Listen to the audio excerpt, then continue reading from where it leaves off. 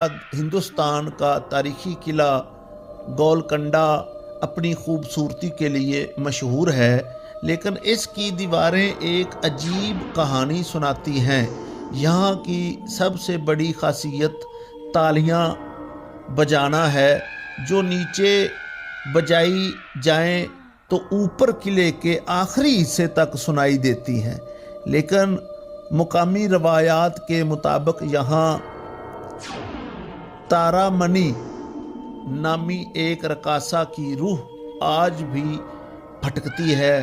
سیاحوں کا کہنا ہے کہ انہوں نے سنسان راہداریوں میں کسی کے ناچنے کے سائے دیکھے ہیں اور اچانک درجہ حرارت گرتے ہوئے محسوس کیا ہے۔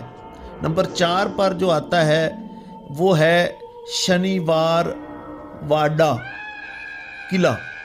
یہ قلعہ ایک معصوم شہزادے کی چیخوں کا گواہ ہے۔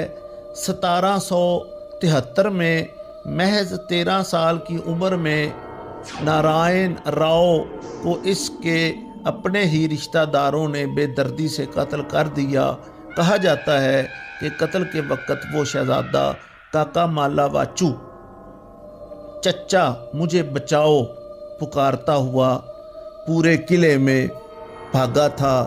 آج بھی 14ویں کی رات کو اس قلعے سے ایک بچے کے رونے اور مدد پکارنے کی آوازیں آتی ہیں۔ 1828 میں لگی ایک پراسرار آگ نے اس قلعے کو مزید بھیانک بنا دیا۔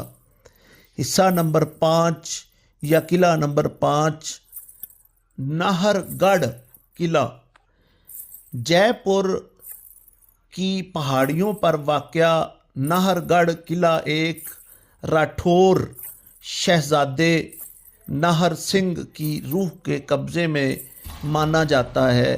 کہا جاتا ہے جب راجہ جے سنگھ نے اس قلعے کی تعمیر شروع کی تو جو دیوار دن کو بنتی وہ رات کو خود بخود گر جاتی۔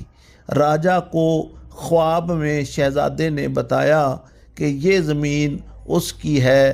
آج بھی اس قلعے میں مرمت کا کام کرنے والے مزدوروں کے ساتھ عجیب و غریب واقعات پیش آتے ہیں۔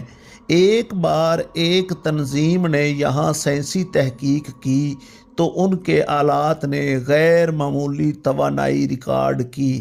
تاریخ صرف وہ نہیں جو کتابوں میں لکھی جاتی ہے، کچھ تاریخ ان پرانی دیواروں میں سسکیاں لے رہی ہے۔ کیا